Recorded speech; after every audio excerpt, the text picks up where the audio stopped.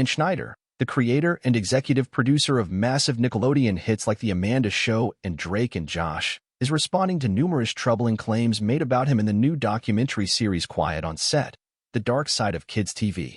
In a 19-minute conversation with iCarly Spook, Schneider, who parted ways with Nickelodeon in 2018, addressed many of the claims reported by the four-part investigation Discovery series. Watching over the past 2 nights was very difficult, the former All That showrunner said. Me facing my past behaviors, some of which are embarrassing and that I regret, and I definitely owe some people a pretty strong apology. Schneider first acknowledged the repeated claims that he requested massages from crew and cast members in the workplace, confirming that the practice did occur. It was wrong that I ever put anybody in that position, he said. It was a wrong thing to do. I'd never do it today. I'm embarrassed that I did it then. I apologize to anybody that I ever put in that situation, and even additionally, I apologize to the people who were walking around Video Village or wherever they happened to be. Because there were lots of people there who witnessed it who also may have felt uncomfortable, so I owe them an apology as well. Schneider also discussed his temperament in the writer's room and on set, which many former Nickelodeon cast and crew members characterized as volatile, antagonistic, and inappropriate throughout Quiet on Set. No writer should ever feel uncomfortable in any writer's room ever, period. The end. No excuses, Schneider said. Most TV writers, comedy writers have been in writers' rooms, and they are aware that a lot of times there are inappropriate jokes made and inappropriate topics come up, but the fact that I participated in that, especially when I was leading the room, it embarrasses me. I shouldn't have done it.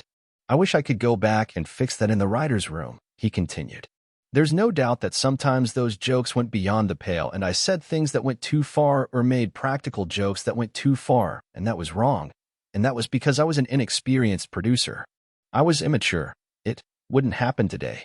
I'm just really sorry it happened. There's definitely things that I would do differently, Schneider said near the end of the video. The main thing that I would change is how I treat people and everyone. I definitely at times didn't give people the best of me. I didn't show enough patience. I could be cocky and definitely overambitious and sometimes just straight up rude and obnoxious, and I am so sorry that I ever was. When I watched the show, I could see the hurt in some people's eyes, and it made me feel awful and regretful and sorry. I wish I could go back, especially to those earlier years of my career and bring the growth and the experience that I have now and just do a better job and never ever feel like it was okay to be an asshole to anyone, ever. Schneider also confirmed the claim that former Amanda Show writers Jenny Kilgin and Christy Stratton were asked to share one salary, but said that he was uninvolved in salary negotiations, and that salary sharing is a common practice for new writers. I have nothing to do with paying writers, he said. It's very simple. There's a common practice in television when hiring writers. If you have a spot for a new writer, sometimes you'll go to 2 writers and say, hey, if you 2 new writers for your first job are willing to share a salary, you can both have the job. They have the opportunity to say, yes, that sounds good, or no thank you. In this case, it was 2 women writers. I've done another show where that teaming was done with 2 male writers, and they split a salary. I did another show where it was a male and a female writer, and they split a salary.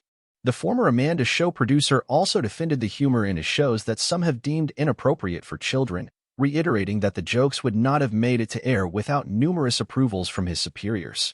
Every one of those jokes was written for a kid audience because kids thought they were funny and only funny, okay, he said.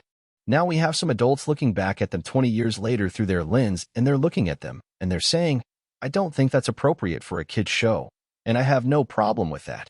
If that's how anyone feels, let's cut those jokes out of the show just like I would have done 20 years ago or 25 years ago. I cut it. I want my shows to be popular. I want everyone to like. The more people who like the shows, the happier I am. So if there's anything in a show that needs to be cut because it's upsetting somebody, let's cut it. Schneider also apologized for putting young performers in uncomfortable situations on On-Air Dares, a kid-oriented challenge show that drew inspiration from Fear Factor. I had no indication that any kid ever had a problem with them, but when I was watching the show over the past 2 nights, I now know that there were kids who did have problems with the On-Air Dares, he said. It breaks my heart, and I'm so sorry to any kid who ever had to do a dare or anything that they didn't want to do or weren't comfortable doing. We went out of our way to make sure they were safe and that everything was done properly. But if a kid was scared and didn't want to do it, the kid shouldn't have had to do it. Period. The end. And if I had known at the time, I would have changed it on the spot. In response to claims that black actors felt uncomfortable while working on Schneider's shows, he insisted that he's always prioritized diverse representation. Diversity has always been very important to me in my shows, he said. If you go back to the very first Nickelodeon show I ever made, that's very evident as it is in the second one, and then the first movie I ever made for Nickelodeon, which starred Kenan Thompson and Kel Mitchell. And every show I did after that had a lead black actor in it. I'm very proud of that. It's very important to me, and not only am I proud that they were in my shows, I'm exceptionally proud of the achievements they've had beyond my shows. They've gone on to bigger and better things, and that gives me a great sense of pride. Schneider also made a point to clarify his relationships with Drake Bell and Amanda Bynes. He said that he did not have any hand in hiring Bell's abuser Brian Peck and helped support the actor's mother during Peck's trial. Drake's mom, a lovely woman who I stay in contact with to this day, she came to me at the time and she said, "Dan, I'm not good with words like you are. Would you help me with my speech for the judge?" And I said, "Of course." He said that at one point when Bynes was unsuccessfully attempting to legally emancipate herself from her parents, he helped her find a place to stay. It was very late. Well, after midnight, or 1 or 2 in the morning, the phone rang, he recalled. I answered it, and it was Amanda. She was in distress. She had had some conflict with her parents, I think her father, and she called. I was immediately concerned for her safety. Schneider said that he made arrangements for someone to pick Bynes up and ensure her safety. I felt better. She ended up being taken to the police. Schneider also recommended that any productions hiring minors should have a licensed therapist overseeing the process to ensure the kids actually want to do the job and are properly informed on what it means to be famous.